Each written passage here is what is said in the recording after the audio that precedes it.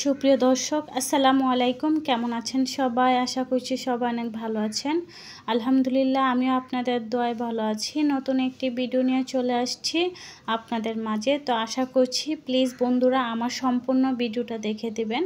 তো এইখানে সকালবেলা আজকে আমি রুটি বানিয়ে তারপরে ডিম ভাজি করে নিলাম, যেহেতু বাচ্চারা একটু ডিম ভাজি দিয়ে রুটি খেতে পছন্দ করে। তারপর হচ্ছে বাচ্চার বাবাও পছন্দ করে, তো সেজন্য এভাবে আমি সব কিছু দিয়ে ডিমটা ভাজি করে নিলাম, পেঁয়াজ কাঁচামরিচ। তো এখন আমি উল্টিয়ে দিব ডিমটা।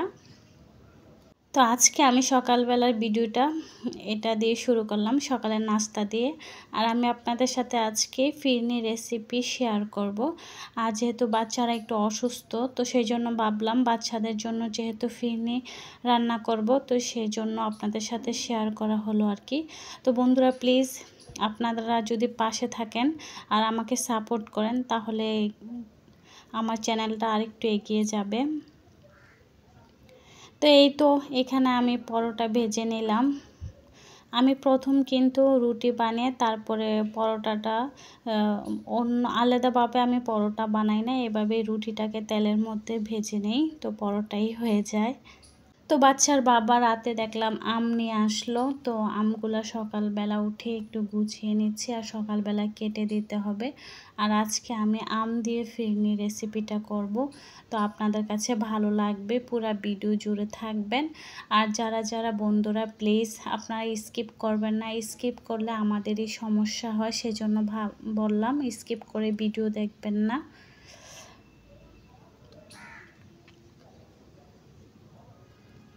তো আজকে ফিরনি রেসিপিটা কি দিয়ে করব, এখানে নিয়েছি আমি বাসমতি চাল আমি আগে থেকে ভিজিয়ে রেখেছিলাম। আর এখানে নিয়েছি এভাবে আমি আমগুলা কেটে নিয়েছি, আঙ্গুর নিয়েছি এবং কি আমি সাবুদানা নিয়েছি। সাবুদানাও কিন্তু আমি আগে থেকে ভিজিয়ে রেখেছি। তো এই তো আমি আর বাসমতি চাল কিন্তু দেখেন এভাবে আমি ভেঙে নিয়েছি। তো চলেন ফিরনিটা তৈরি করি। তো এই তো চুলার মধ্যে আধা কেজি দুধ বসিয়ে দিলাম, আমি দুধটা একটু ফুটিয়ে নেব। তো ফুটিয়ে আমি এখানে এই যে ফুটিয়ে নিয়েছি। তো এখানে আমি তো বাসমতি চাল যে ধুয়ে রেখেছিলাম ওইটা দিয়েছি এবং কি সাবুদানাও দিয়ে দিলাম। দিয়ে আমি একটা ভালোভাবে এটা চামচ দিয়ে এভাবে নাড়তে থাকবো অনবরত, যেন সাবুদানা কিন্তু নিচে লেগে যাওয়ার সম্ভাবনা থাকে, তো সেজন্য আমি এটা নাড়তে থাকবো। তো এই তো বন্ধুরা, আপনাদের মাঝে আসলে আমরা ভিডিও শেয়ার করি আপনাদের ভালো লাগার জন্য, তো আমাদের পাশে থাকবেন। আমরা যারা ইউটিউবার আছি সবাইকে সাপোর্ট করবেন। আর যাদের ইউটিউব চ্যানেল নাই, তারাও যদি শখের বিষয় আমাদের এই ছোটোখাটো ভিডিও দেখেন, তাহলে আমরা খুবই খুশি হব। তো এখানে বন্ধুরা আমি চিনি দিয়েছি এবং কি এক টুকরো দারচিনি, দুটো এলাচ, ভালো একটা ফ্লেভার আসবে, খাবারের সময় একটা ভালো একটা ঘ্রাণ পাবেন। তো রান্নাটা মধ্য পর্যায়ে এসে আমি আঙ্গুরগুলো দিয়ে দিলাম। আর আঙ্গুরটা কিন্তু মিষ্টি, তো সেজন্য কিন্তু দুধটা ফাটার সম্ভাবনা নেই, কারণ টক জাতীয় আঙ্গুর যদি দেয় তাহলে ফেটে যাওয়ার সম্ভাবনা থাকে। তো সেজন্য অনেক মিষ্টি আঙ্গুরগুলো, তো কিছুই হবে না ইনশাল্লাহ আশা করছি। তো আমি আঙ্গুরগুলো দিয়ে আমি ভালো করে এভাবে আরেকটু নেড়ে দিব। আর এমন পর্যায়ে আমি দেখেন আমি যে ছোট করে আমগুলা কেটে নিয়েছিলাম, আমগুলো এখন দিয়ে দেব এর মধ্যে। আর যদি আমার রেসিপিটা আপনাদের ভালো লাগে, তাহলে আপনারা এই রেসিপিটা বাসায় একবার হলে ট্রাই করে দেখবেন।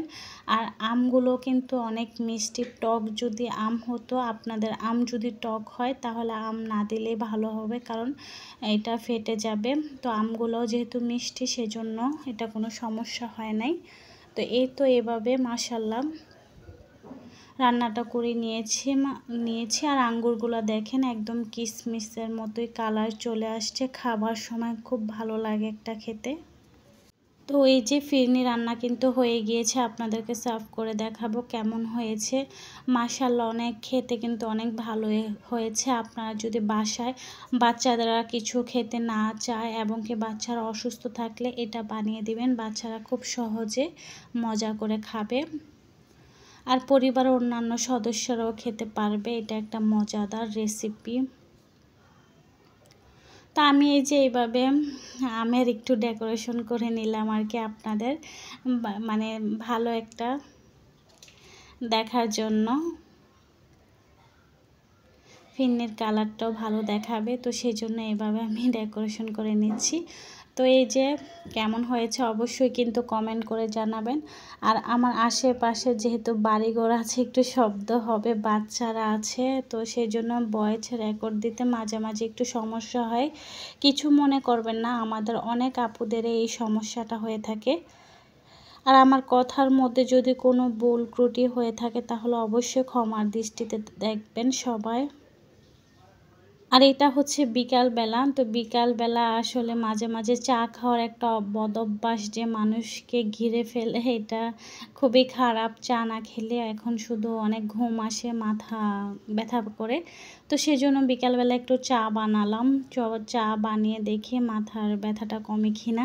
তো সেজন্য আর কি, তো চাটা কিন্তু মাশাআল্লাহ অনেক টেস্টি হয়েছে। আর এখানে আমি বাচ্চাদেরকে এখন চায়ে কম দিই, কারণ বাচ্চারা চা খেলে ওদেরই সমস্যা হবে। তো এই তো বন্ধুরা, আপনাদের সাথে ভিডিও শেয়ার করলাম। আজকের ভিডিওটা কেমন হয়েছে অবশ্যই কিন্তু কমেন্ট করতে ভুলবেন না। আর আপনাদের একটা কমেন্টে কিন্তু আমাদের ভিডিও জাগার উৎসাহ জাগে। যারা যারা দেখেছেন তাদেরকে অসংখ্য ধন্যবাদ। তো দেখেন বিড়ালটা চুপি চুপি করে মাছ খাচ্ছে সোফার নিচে বসে। আমি দিয়েছি, মাছের মাথা দিয়েছি, তো বিড়ালটা খাচ্ছে। মাশাআল্লাহ বিড়ালটা অনেক ছোট ছিল, অনেক বড় হয়ে গেছে। আর আকাশেরটা কেমন জানি লাগছে, মনে হচ্ছে অন্ধকার।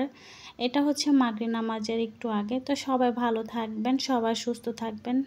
সবার কাছ থেকে বিদায় নিচ্ছি। আল্লাহ হাফিজ।